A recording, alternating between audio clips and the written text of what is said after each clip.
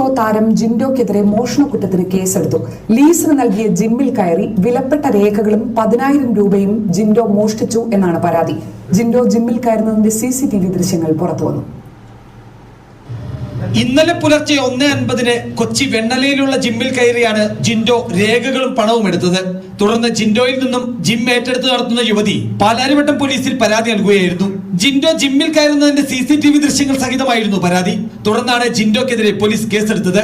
വിലപ്പെട്ട രേഖകളും 10,000 രൂപയുമാണ് ജിൻഡോ കവർന്നതെന്ന് പരാതിയിലുണ്ട്. ജിമ്മിലെ CCTV നശിപ്പിക്കാനും ശ്രമിച്ചു.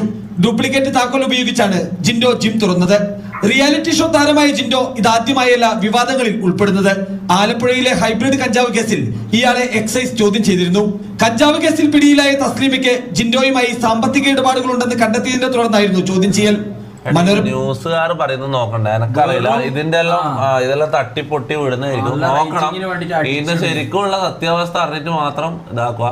കാരണം ജിൻഡോക്ക് സ്വന്തമായിട്ട് കുറെ ജിമ്മുള്ളായിരുന്നു. ഓന്റെ തന്നെ പാർട്ണർഷിപ്പ് ഉള്ള അതും 10,000 രൂപ വെക്കാൻ വേണ്ടി ജിമ്മിൽ കയറാൻ ജിൻഡോനെ കക്കൂസ് പൊളിച്ച് ജയിലിൽ കയറുന്ന പോലെ അതിന് ഓൻ നിൽക്കുമെന്ന് എനിക്ക് തോന്നുന്നില്ല. ഓന്റെ തന്നെ പാർട്ണർഷിപ്പിലുള്ള ജിമ്മായിരിക്കും. എന്തെങ്കിലും പാർട്ണറുമായിട്ടുള്ള ഡിയോ അയക്കാൻ എന്തെങ്കിലും അറിയില്ല.